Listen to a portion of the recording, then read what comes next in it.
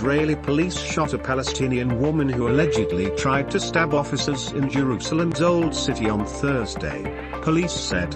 And in the northern West Bank, Israeli forces shot dead a male who purportedly opened fire on them during clashes prompted by an overnight arrest operation, police said.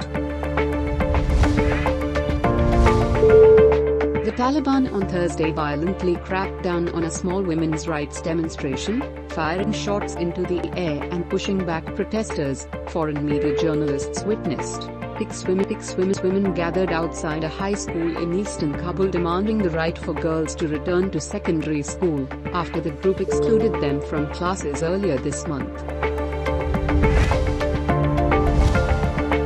United Nations climate talks in November are a crucial catalyst for urgent action to keep a lid on global warming. A global coalition of 40 energy producers, industrial companies and financial institutions said on Thursday. They are due to meet in Glasgow, Scotland, in the first 2 weeks November for the next round of UN climate talks, to make more ambitious pledges to keep the 1.5°C limit within reach. Hawaii's Kilauea volcano was erupting in full swing, the U.S. Geological Survey said, with local media reporting that the eruption posed no immediate danger to residents. In a frank admission during a hearing, the top U.S. military official admitted that America lost the 20-year war in Afghanistan and the corrupt Ashraf Ghani regime had lost people's trust sooner than expected. The war was a strategic failure, Milley told a committee hearing about the U.S. troop pullout from Afghanistan and the chaotic evacuation from the capital Kabul. It wasn't lost in the last 20 days or even 20 months, Milley said. Reacting to a proposed bill moved in the U.S. Senate seeking to assess Pakistan's alleged role in Afghanistan before and after the fall of Kabul to the Taliban, Foreign Minister Shah Mahmood Qureshi interviewed by private news channel. The Republicans submitted the bill to build pressure on U.S. President Joe Biden. He added that the opponents of Pakistan in the U.S. are active and we are well aware of them. A Pakistan army captain was martyred during an intelligence-based operation in Khyber Pakhtunkhwa against Tehreek-e-Taliban Pakistan terrorists, the Inter-Services Public Relations said on Thursday. TTP terrorist commander Shakan was killed. Weapons and ammunition were recovered from the hideout, the statement added. The Pakistani government was able to get the controversial Elections Amendment Bill, 2021 and Elections Second Amendment Bill, 2021 referred to a joint sitting of Parliament amidst strong protest by the opposition. These bills allow the PTI government to move closer to its aims to introduce an electronic voting machine (EVM) system in the country and give overseas Pakistanis the right to vote. Prime Minister Imran Khan assured on Thursday of the expeditious progress on projects falling under the umbrella of the China-Pakistan Economic Corridor, despite some relevant departments having faced difficulties due to the COVID-19 pandemic in the past. Consequently, difficulties were also faced in the execution of BEC projects, PM Imran explained, adding that the setback, however, was temporary.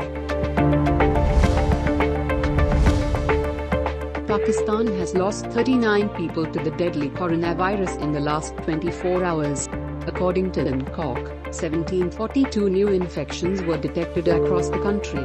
The positivity was recorded 3.30%. Chief Minister Murad Ali Shah has assigned various districts of the city to his provincial ministers, tasking each to take responsibility for their area as Cyclone Gulab threatens to trigger torrential rains in the city. The PMD had warned of widespread rain, wind, thunderstorms with extremely heavy at times, likely in Karachi, Hyderabad, Thasta, Badin, Mirpurkhas, Thapaka, Umakot, and Sangha.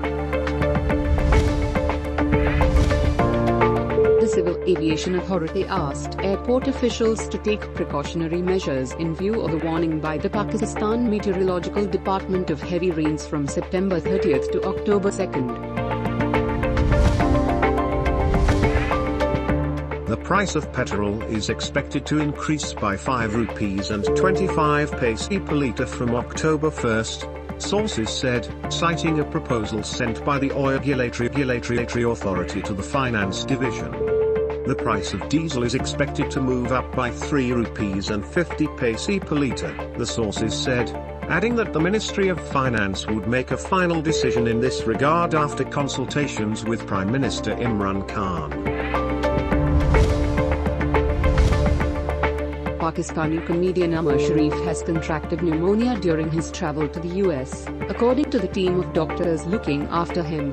Doctors have advised Sharif to be provided medical care for at least 2 days before he resumes travel to the US for treatment. NASA's overachieving Mars helicopter Ingenuity is taking a short break before it attempts its next flight. The flight cancellation means Ingenuity won't try to take off again until sometime past mid-October. The reason for the extended delay is Mars solar conjunction, a time when Earth and Mars are opposite each other with the Sun in between. That can cause communications problems between Earth and robotic explorers around the Red Planet. NASA will pause the sending of commands between October 2nd and October 16th. Ivory-billed woodpecker, whose last confirmed sighting was nearly 80 years ago, is one of 23 federally protected species that would be officially declared extinct, the most ever at one time, under a U.S. government proposal announced.